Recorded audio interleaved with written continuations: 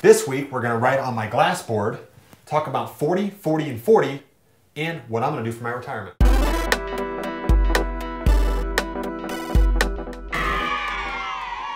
Welcome to I Love Real Estate Stories from the Trenches, episode number 5. This is the show you guys will remember that I show you the life of a real estate entrepreneur who's actually in the trenches doing business, showing you what's possible, and teaching you along the way. So what have you been working on? We've been working on... Any kind of weird situations that have come up, or just particularly difficult things that you've had to... I don't go see a lot of sellers anymore, so my acquisition manager actually got a deal from a hoarder house, which is always really interesting when you get a hoarder house. And she said just tons of stuff in there, and she helped the lady because my acquisition manager is really caring naturally, and also, I mean, I train her to do that, but she's also natural that way. She's helped this lady with her house, and she stayed with her for hours, and the lady really bonded with her. But anyway, we're buying that house, which is always an interesting story. Another thing that's interesting is we got a lot of deals. It's the end of the month, and we got a lot of deals this month. I think we're at 14 in the wholesale company, and I bought a couple into my retail flipping company. So this month I've put 15, 16 deals in queue, which is a lot. So what's the average, would you say? Average what? Number of deals? Per month? Yeah. 8 to 9.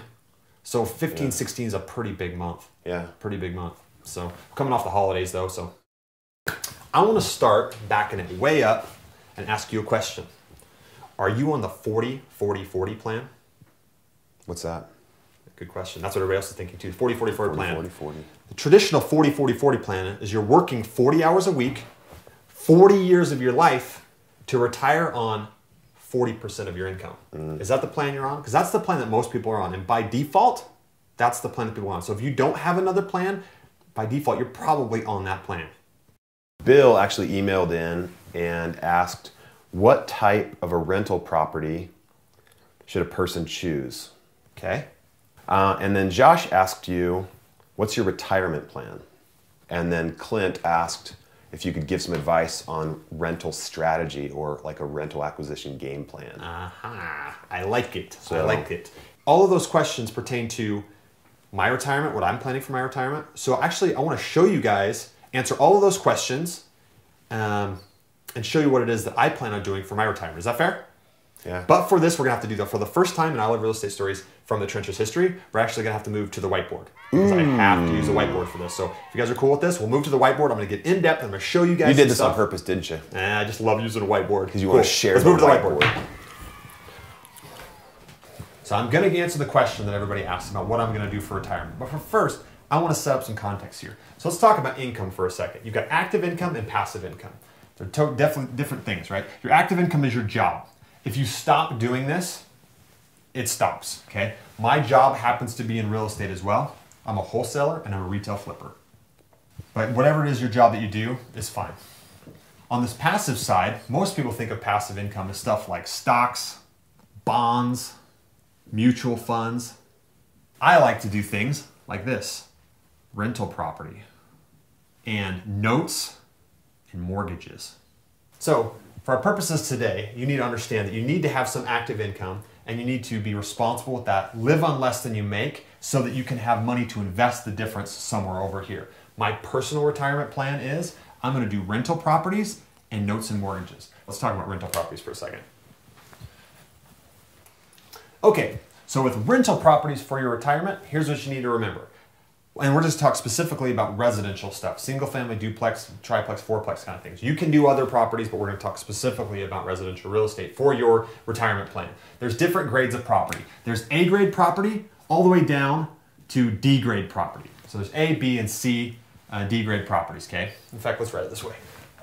You've got A grade property down to B, C, and D. An A grade property example will be somewhere where you want to live. It's a great neighborhood. You feel safe walking around at night.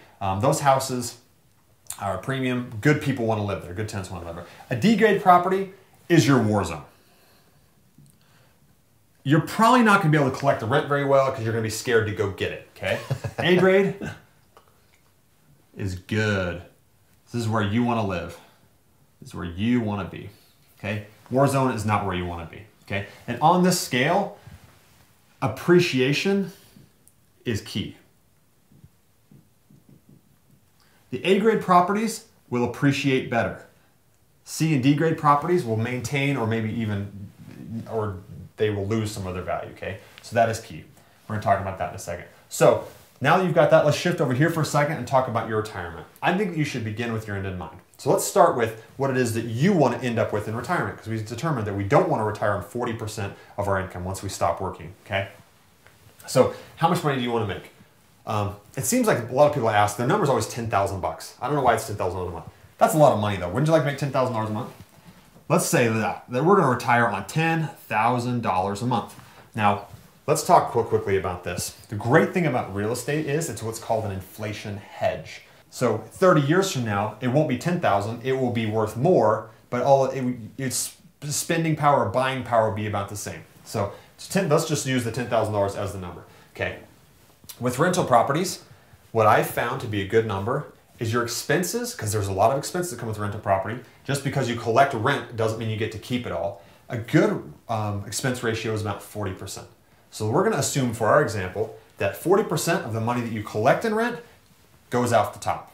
So for our example, do you wanna live on 10,000 bucks or 40% less, or you wanna live with 60% of $10,000? So let's figure out the number is so that we can get a net of $10,000 a month. So Jason, take $10,000 a month, divide that by 0.6, and that will give us, what is that? 16,666. 16,667. 667. Boom. Right there. Okay, so this is the amount of gross rents that you need so that you can get net rents of the $10,000 a month. Okay, so now let's say, how many properties is that? How many properties is that for you that you need there? In my area, an average rent of A and B grade property, a starter home, is about $1,300 to $1,400. Let's use the example of let's use $1,350. You want to divide that by $1,350? Gross renters. 12.34. 12.34. Okay, so let's just call it 12 properties? Let's call it 12 properties. 12? So again, 12 properties if they're going to be properties that are going to rent for $1,350 a month. But you might have some that rent for less, some that rent for more. You might have a fourplex in there. But your point is you want to get this much in gross rents, the 1,667, or whatever it is that from your net rents. You can calculate that yourself. But for our example, it's this. So here's a quick question. Yeah. When you talk about 40% of the rent gross kind of coming right off the top, I'm assuming you mean like managing your own properties that would happen? Like what about people who have like property management companies do it? Is it more, would you say, like 50 or yeah, what do you property think? management's going to cost you probably about 10%. So that 40% really assumes that you kind of self-manage them. But again, with A-grade properties, you can self-manage. It's a little easier to do that. When you get properties in the C and D range, and I don't even do the D range properties, you probably want a management company to do it, but it's going to be much worse. But that 40%, again, it takes into account for taxes, insurance, things like capital improvements, your roof wears out over time, carpets, repainting the house, things like that. So natural wear and tear. So 40% is a good across the board what's really going to happen in the real world, right? So we accounted for that right here because we want to be real world. So we've got our 12 properties right here. So let me give you a perfect example of how, because I mean, people want to retire on A-grade properties because they're easier to manage, they're going to appreciate better, okay? But it might not be realistic for people all the time just to start out with A-grade properties, because I'm going to show you why in a second.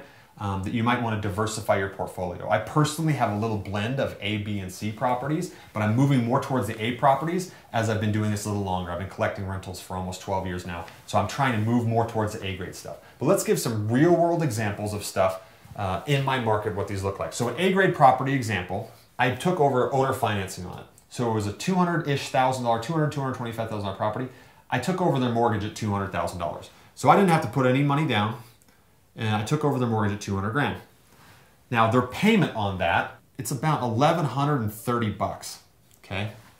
But this property rents for 1,350. What do you call the takeover when you take someone's mortgage over again? Subject to. Subject to. Yeah, subject to. So you're taking over the property subject to the existing financing staying in place. So I rent this property for $1,350 a month. So let's do some quick math here on this A-grade property that I took over. It was a no money down deal, but we're going to see in a second why that is dangerous if you don't have some assets and some money to weather some storms. The rent's $1,350, but do I get to keep $1,350?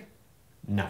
$1,350, take 40% off the top. What is 60% of $1,350? That's gross rent. So $1,350 times 0.6? 1350 times 0.6, yeah. 0.6 is 810. Okay. So although my gross rent is 1350, my net rent is 810. Now people make this mistake a lot. They want to say, oh, they want to run their calculations off of gross rent versus their payment and say it cash flows. Don't make that mistake. Take the gross rent and take 40% off the top. So that's my net rent, $810. So now you'll see this property here. You're losing money. I'm losing money. So how much am I losing a month? I make $810 over time. So then we take away the payment? Take away the payment of $1,000 or $1,130. So you're losing $320 a month. $320 a month. That's a loss. So That's I'm crazy. losing $320 a month. I'm crazy. Why am I taking this why would property? you take that payment on? Okay. Once I make this payment for the next, I think there's 25, 26 years left on this mortgage, I own it free and clear, and then $810 is all in my pocket, okay? So you got But for right 25 now- or 26 years of losing $320 a month? Exactly. So, but I like the property because I want to retire on A-grade property, so it's part of my Yeah. plan. So in my diversified portfolio, let me show you how I've got a C-grade property that helps me over here, okay? So that's property number one. It's a real-life loan. Let's go over to my C-grade property. This is a property that needed work. I bought it for $35,000. Oh. I put an additional $15,000 in it. I actually own this property free and clear, but for the sake of our example, to be apples to apples, let's say you had to get a mortgage on it, okay? Is it a small house? Or No, it's actually a 4-bedroom, 2-bath, Wow. 2-car garage. It doesn't matter the size of the property. It only matters it's just like where it is? the location. The location determines the value of that stuff. So let's say I bought it for 35. I put 15,000 into it. So let's say I got 50, and let's say I got that financed at about 4.5%. That's about $250 a month. Quick math, right? $250 a month is my payment. Wow. In this example, I mean, it's not in the real world, but it is in this example. It's apples to apples. So the rent on that, the gross rent, you guys need to make sure that you understand the difference in gross and net. Gross rent's $1,000 a month. I mean, I could go pound on my chest and say, I got this property, bought it for 50, and it makes $1,000 a month. Sounds really good, right? Well, it's a C-grade property. It's not going to appreciate as well. I don't get as good of tenants there, and they're going to tear it up more. I know that, right? But for this example, what's my net rent? Okay, gross of $1,000 a month. What's that math? 600, right? Net rent, $600. So were you saying that you would still take off 40% even if a property is C grade, or would you take off a little bit more? You might want to take off a little bit more, but just to keep it apples to apples, I'm going to take off 40% of this one. But on a C-grade property, you might get higher turnover. You might get people tearing up your property more. You might have higher evictions and things like that. So it might cost you more. But let's just say it's 40%. That's a good average, okay? So that's my net rent. So how much am I making or losing every month? So my net rent's $600. My payment's $250. So how much is that? I'm in a profit. $350, right? $350 a month. Awesome. Wow. So now you guys see how my C-grade property and my A-grade property, I lose $320 here and I make $350 here. They offset. So both these properties, if I carry them for the next 25 or 30 years, I'll own them both free and clear, and they offset. So that's my retirement, right here. I mean, I'm planning right now to have these things offset. Like you're paying for your A-grade property with your C-grade property. Exactly. So my diversified crazy. portfolio pays for that, okay? Wow. For your ease of retirement, for your ease of management and retirement and good appreciation, A-grade properties is what I prefer. But again, it makes, from the financial standpoint, it doesn't make a whole lot of sense for everybody to do that. So recommend these two resources. The Millionaire Real Estate Investor. They'll talk about stuff like this. This will give you some good insights on that. Building wealth one house at a time. This is good practical advice on how you can do just this. This is how part of my retirement is going to be rental properties. Maybe next time we'll talk about notes and mortgages, because I'm curious about that. I don't know about that myself. Yeah, maybe we'll do that.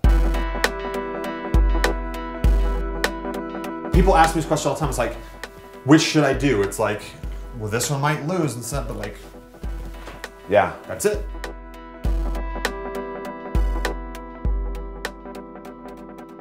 Ba-ba-da-da-bum-bum-bum-ba-da.